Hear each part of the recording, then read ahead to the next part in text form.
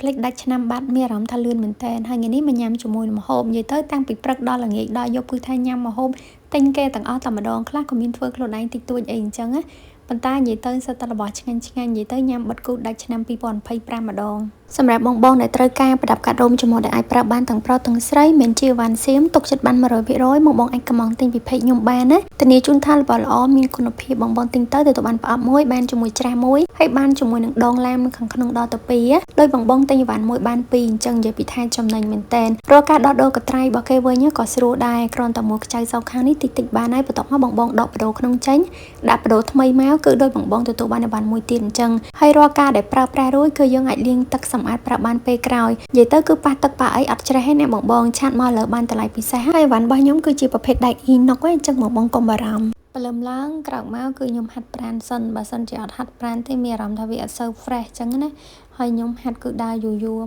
បងដើរបាន1ម៉ោងអីអញ្ចឹងទៅក៏មកធ្វើនេះធ្វើនោះបន្ថែមទៀតធ្វើអញ្ចឹងទៅអារម្មណ៍យើងវាស្រស់ស្រាយវាអត់សូវ stress អញ្ចឹងណាហើយនេះម្ហូបរបស់ខ្ញុំកាលពីល្ងាចហ្នឹងមានសាច់ជ្រូកចៀនមានស្លកកូរមានអីអញ្ចឹងទៅក៏ញ៉ាំសល់ដល់ព្រឹកទៀតចៀនជាមួយនឹងត្រីទៅញ៉ាំបាយថ្ងៃត្រង់ព្រឹកឡើងគឺបានញ៉ាំដោយសារខ្ញុំបញ្ញាប់ហាត់ប្រាណហាត់អីចឹងទៅតម្រាំមកវិញងុយទឹកងុយផុកទៀតអញ្ចឹងហើយគឺយូរអញ្ចឹងគឺដាច់អាហារពេលព្រឹកហើយពេលខ្លះក៏ញ៉ាំដលងអាំងមានចេកក៏ញ៉ាំចេកអីចឹងទៅងាយមែនតើហើយបើត្រីប្រឡាក់នេះវិញខ្ញុំញ៉ាំអត់ចេះធុញទេដោយសារវាឆ្ងាញ់អញ្ចឹងណាមានជាមួយនឹងឆៃប៉ៅលីងតិចមកសាច់ជ្រូកចៀនតិចមកហើយថ្ងៃអាសៀតិចក៏មកសាក់ញ៉ាំជាមួយនឹងនំនេះនិយាយទៅរសជាតិរបស់គេគឺឆ្ងាញ់អញ្ចឹងណាសម្រាប់អ្នកចូលចិត្តប្រភេទ fast food អីគឺត្រូវហើយតែមួយមុខនេះអត់អីគឺ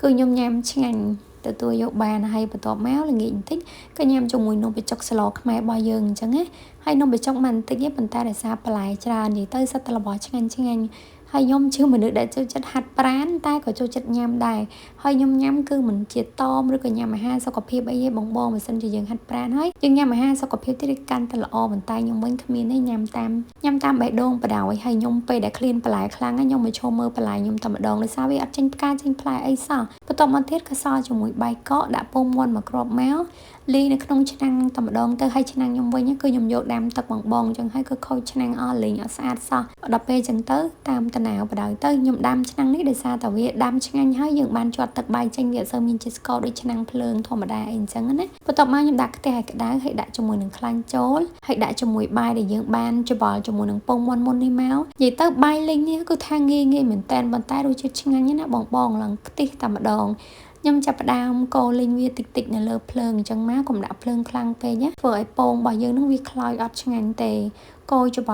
បល់តិចមកបងគ្រឿងទេសកុំដាក់ច្រើនណាដាក់តិចបានហើយយើងដាក់តាមចូលចិត្តទៅដាក់គ្រឿងជំនួយរសជាតិតិចឬក៏ប្រើអំបិលតិចប៉ុណ្ណឹងមកបានហើយគឺថាឆ្ងាញ់មែនតែនរសជាតិគឺ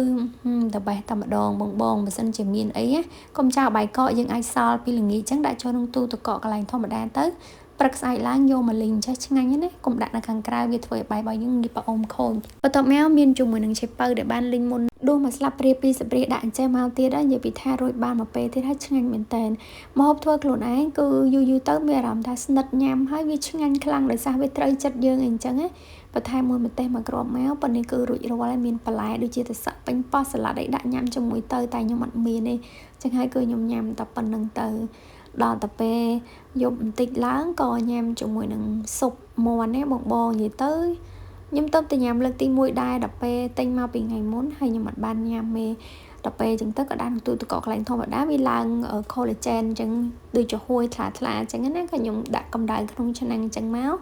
កហើយបន្ទាប់មកគេញ៉ាំជាមួយមីសួរមានបន្លែមានអីហើយអាពេលហ្នឹងមានតែខ្ញុំអត់បានដាក់វាចូលក្នុងឆ្នាំងដល់ពេលអញ្ចឹងទៅវាអត់សូវរីកល្អអញ្ចឹងហើយខ្ញុំក៏ចាក់ចូលទៅក្នុងឆ្នាំងដើម្បីស្ងោរវាម្ដងទៀតឲ្យវានេះអញ្ចឹងបងដោយសារតែមីសួរហ្នឹងឡើងរឹងខ្លាំងមែនតែនមានអីរសជាតិស៊ុបរបស់គេនេះឆ្ងាញ់មួយយ៉ាងដែរតាខ្ញុំហៅស៊ុបមាន់ដោយសារធ្វើជាមួយសាច់មាន់អញ្ចឹងហើយមាន់គេនេះមាន់ស្រែទៀតនិយាយទៅញ៉ាំទៅឡើងឆ្ងាញ់មែនតែនវីដេអូរបស់ខ្ញុំថ្ងៃនេះគឺកាត់ចូលគ្នាអញ្ចឹងណាបងដូចជា2ថ្ងៃវីដេអូនេះអញ្ចឹងខ្ញុំដាក់លាយចូលគ្នាទាំងអស់តែម្ដងទៅដោយសារវីដេអូខ្លីៗពេកភ្លេចឲ្យលឿនមែនតើដាច់ឆ្នាំបាត់ហើយបងមានអារម្មណ៍ថាខ្ញុំតំតែធ្វើ page នេះនិយាយទៅគឺតំតែបានមួយឆ្នាំទេអញ្ចឹងហើយកុំភ្លេចជួយ like page like វីដេអូនេះម្នាក់មួយឬក៏ share ចែករំលែកក៏បានដែរបន្ទាប់មកទៀតក៏ញ៉ាំជាមួយនឹងស៊ុបទៀតដែរអានេះស៊ុបស្អីគេទេមានអានេះទឹកស៊ុប ដែលនៅសល់អញ្ចឹងណាបងញ៉ាំមានបកាមានជាមួយនឹងប្រហិតសាច់គោមានជាមួយនឹងអូយស្អីគេខ្លះទេកាលនឹងភ្លេចបាត់ហើយបងហើយបន្លែមានស្ពៃមានតកូនអីអញ្ចឹងនិយាយទៅឆ្ងាញ់ណាស់ហើយបើទឹកជ្រលក់របស់ខ្ញុំញ៉ាំ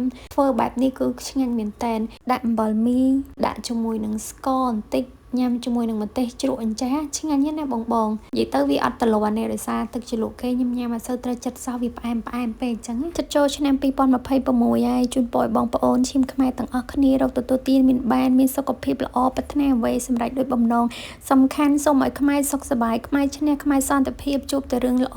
ប្រាថ្នាអ្វីឲ្យបានដោយបំណងបងកុំភ្លេចជួយ like page like វីដេអូនេះម្នាក់មួយផងណាអរគុណ